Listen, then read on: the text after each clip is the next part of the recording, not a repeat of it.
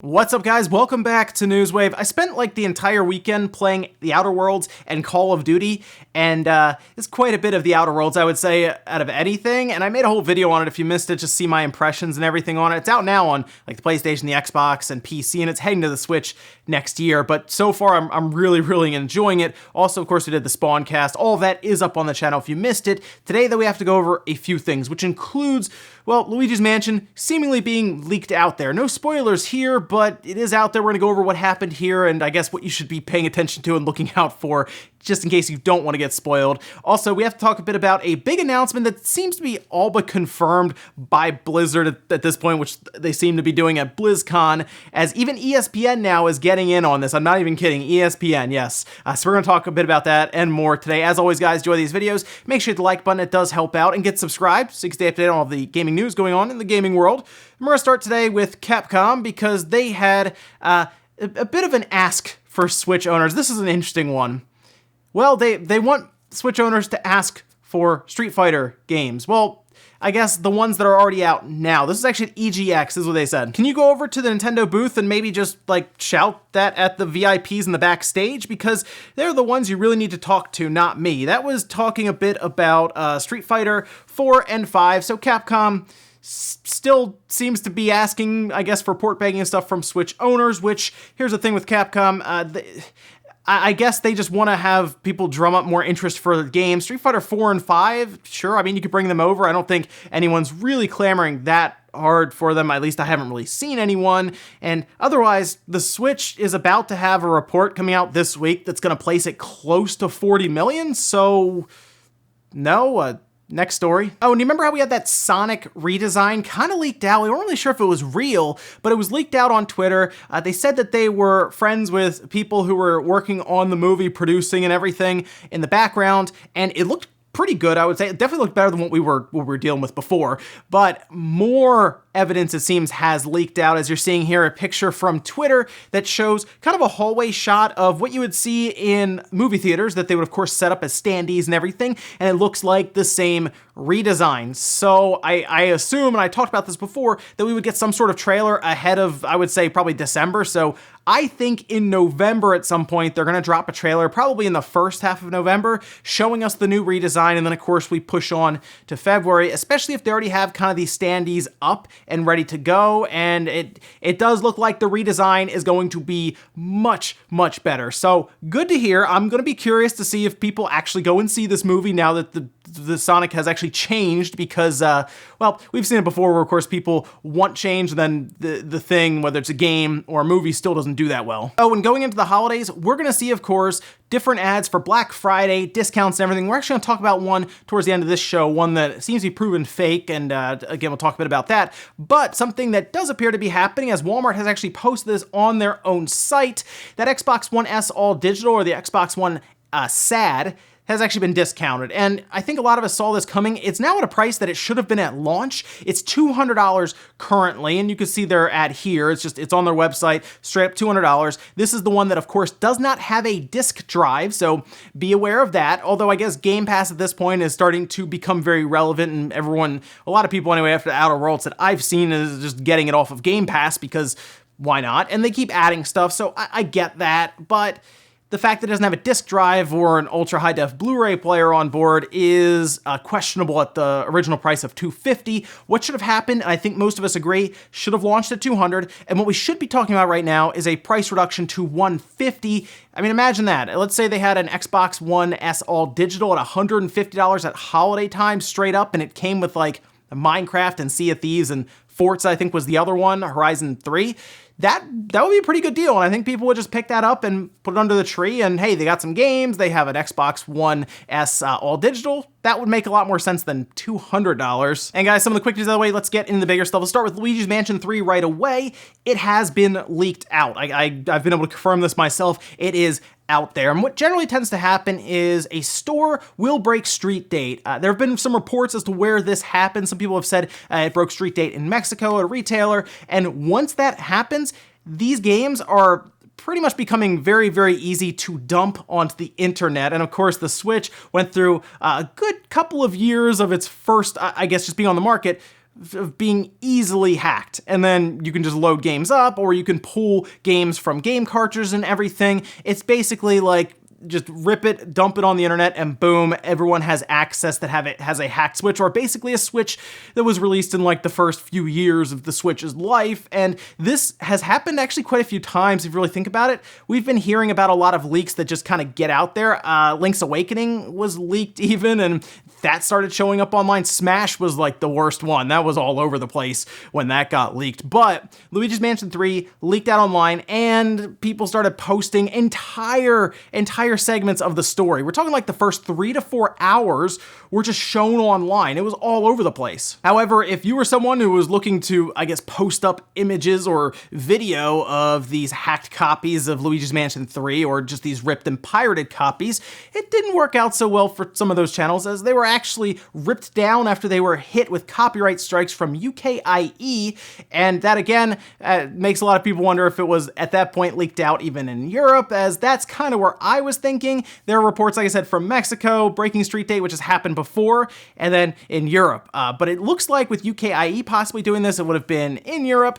But either way, the biggest thing here, of course, is that even with Nintendo introducing a revision of the Switch, they still can't escape the older Switch systems that have been hacked and are able to have things dumped and put out there. So I basically wanted to bring this to your attention just in case you see a thread pop up on a forum, or you see a thread on Twitter that's talking about spoilers in Luigi's Mansion 3, and you go, well, how could that happen? The game's not even out yet. Well, it kind of is. People already are playing it, and it's out there. So you're going to see footage pop up specifically, I would say today, because the review embargo, I believe, lifts this morning. So once that embargo is up, it's going to be harder, I think, for Nintendo and other places to tell if footage is legitimate or not, as you're just going to see a wave of footage go up from reviewers. And once embargo lifts on these things, it's hard to tell who has a hacked copy and who doesn't, who has given it straight up and who pirated the thing. So keep that in mind. Spoilers for Luigi's Mansion 3. We don't have to wait too long though.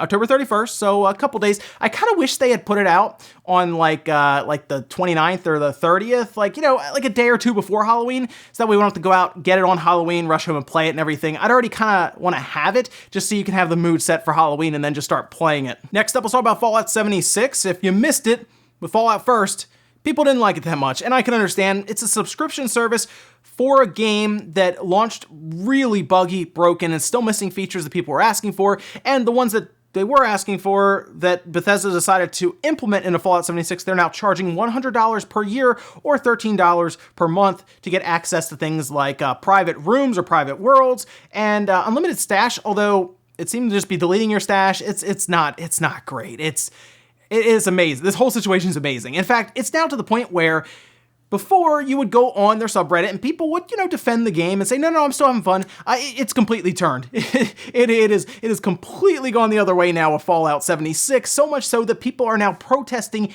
in-game. I'm not kidding. People are changing like billboards and saying boycott Fallout 76 and Bethesda. They have literal pickets going on in the game.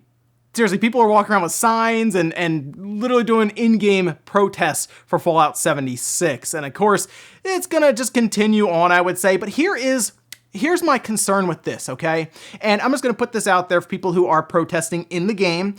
Bethesda benefits from you being in the game. If you really want to send a message to Bethesda about Fallout 76, just stop logging in. Go play the Outer Worlds. Go spend a week. Everyone in Fallout 76, go spend a week, play the Outer Worlds, okay? It's basically an older Fallout style game like Fallout 3 or Fallout 4, and it doesn't have all the online stuff. It's just straight up. Go spend time playing that. Everyone should just have a day where they all just log out.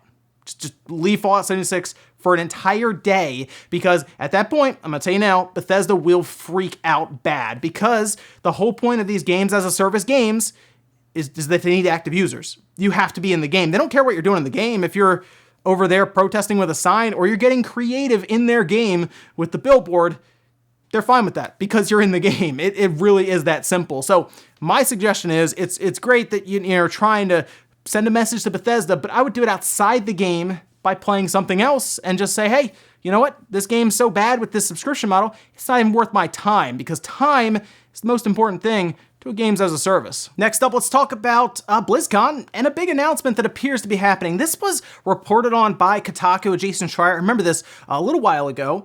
But now ESPN has their own sources claiming that Overwatch 2 will be announced at Blizzcon this weekend, which is, I think, will be big for Overwatch fans. Obviously, a brand new game. That game kind of was like games as a service as well, right? But it did it in a different way that it wasn't pointed out as much as other games, and it stuck around for quite a while, made Blizzard a boatload of money, so I'm not shocked that they would start to kind of enter the realm of a sequel. They've kept it, I think, under wraps well enough in the day and age of the internet and social media, really up until the point of Jason Schreier and Kotaku saying something about it. We thought it would happen eventually, but Overwatch was going so well, I didn't anyway necessarily think it would get announced this year, but now as you're seeing, ESPN has the scoop with their own sources saying that Overwatch 2 will feature player versus enemy, so PvE, which that'd be kind of interesting to see that. New map and at least one new hero, so you'll see a lot of the same heroes that you already know now, of course, kind of transition over with a new hero and all of that. There's still a lot of details that are kind of fuzzy on this. It's basically like, oh, we have a source that knows a few things about this, and same I think with Kotaku and Jason Schreier, but it is all lining up right now for BlizzCon to have some pretty big announcements, I would say, and it's going to be very interesting because, of course, they've just been thrown into this crazy bit of controversy, right? It is going to be a scene at BlizzCon. There are tons of protests are organizing in person for a ton of people to go there and protest outside, but here's the thing I'm curious about, because there are other games like Diablo 4, we covered it here with an art book that seemed to reference it leading up to BlizzCon, and there's even rumblings and rumors of a Diablo 2 remastered possibly being announced there. Hopefully not for cell phones. I say it every time. Overwatch 2, hopefully it's not for cell phones, but if you have an Overwatch 2, you have a Diablo 4 and a Diablo 2 remaster there, that people are going to have a hard time being outside. I'm going to tell you that now, especially if any of that is playable there on the floor and you could try it out, starting today at BlizzCon. You might see some people kind of wander off the line, like I said, just go check things out. They got to go to the bathroom conveniently after Diablo 4's demo section is opened up. It's going to be interesting, but if they really have that many announcements packed, including an Overwatch 2, it could be at least an interesting time compared to what people had last year with Diablo Immortal. That was something. But hey, Overwatch 2, Diablo 4, those could be two big announcements at BlizzCon, and we'll see what happens. And our last bit of news, let's talk about a Black Friday ad from Walmart that seemed to be circulating quite a bit. It caused a lot of conversation. Some people were talking about even holding off at that point, definitely until Black Friday, but we did get confirmation that it is fake, and we're going to go over that. Here is the Black Friday ad that seemed to be going around, and again, having a lot of people talking. It's from news videos, and you can see some very, very good deals on there. Some of the surprising ones that really, I think, caught people off guard included, of course, I guess the PlayStation 4 at $150, although we had already seen the PlayStation 4 get pretty low, but the regular Switch at $200 and the Switch Lite at $150, that caused some conversation. That had some heads turning at that ad. But after it was put up on CAG, it looks like that's not actually an ad from Walmart, as Walmart themselves, a representative, responded saying, "I can confirm this is not Walmart's Black Friday ad. We haven't released our ad yet, but stay tuned. We're excited about all we have to offer Black Friday shoppers." So that would have been really cool, right? To have the Switch Lite already at $150, to have the regular Switch drop down to $200. But even I looked at that and I said, $100 off a Switch? I don't see it. I don't even think, to be honest, the Switch Lite will even be discounted. I mean, we saw, remember when the Switch had its first Black Friday? They didn't discount the thing at all, like even a little bit. I think some of the games were, but not the regular Switch. They kept that thing at like $300. I think one of them may have thrown a gift card in just to get you in the door, or maybe packaged a game in, but it wasn't a clear-cut, like, $100 off. Nintendo doesn't participate, I think, as well in the Black Friday deals as other companies, but there you go. You can at least look forward to it, and I think we'll do a lot of coverage of the Black Friday ads, because I'm very interested in what we could see this Black Friday as well for different games.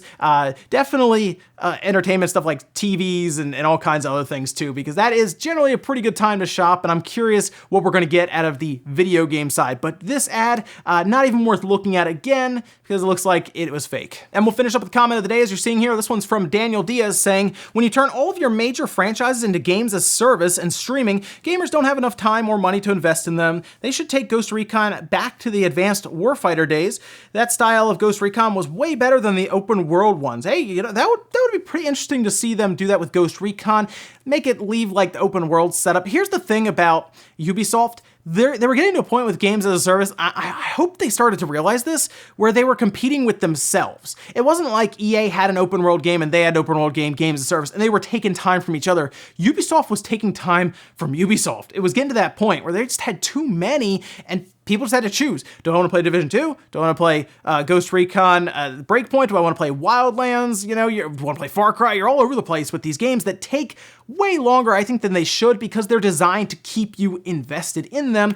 I think if each company came out with like one good games as a service and they really focused on that and then also released other games outside of it that weren't these big open world supposed to last for years type games with updates constantly and microtransactions, I think they'd have something, right? Like if they just focused on one and then made, you know, regular games next to it, they would probably be better off that way, but they just want to have recurring revenue across the board. Every game has to have recurring revenue. And then that starts getting the realm of, is it worth having a sequel for it? Like Overwatch at least has waited a little while, right? So I think they'll be okay with that. But to have update after update, but then sequel after sequel, like with sports games, if it wasn't for those sports games having lockdown exclusivity, and of course, it being a game that a lot of people buy once a year and that's it, they probably wouldn't even do that well. And ladies and gentlemen, let's go do it here for Newswave. Enjoyed this video, guys. Hit the like button, really helps out. If not, hit the dislike. Leave comments down below about everything we talked about today, whether it's Luigi's Mansion 3 getting leaked out. It seems like it's gonna be tough for Nintendo because these games seem to break street date constantly, whether it's in, we've seen them in Mexico, like I said, I believe that was with Smash Bros. We've seen it in Europe now, seemingly with Luigi's Mansion. It's all over the place right now with these, so I'm not really sure what Nintendo's gonna be able to do about it, but spoilers everywhere. Be careful out there. What about Overwatch 2 possibly getting announced at Blizzcon? Also, it's weird to see ESPN in on the video game news cycles. Thanks, guys, for watching, and I'll see you next time.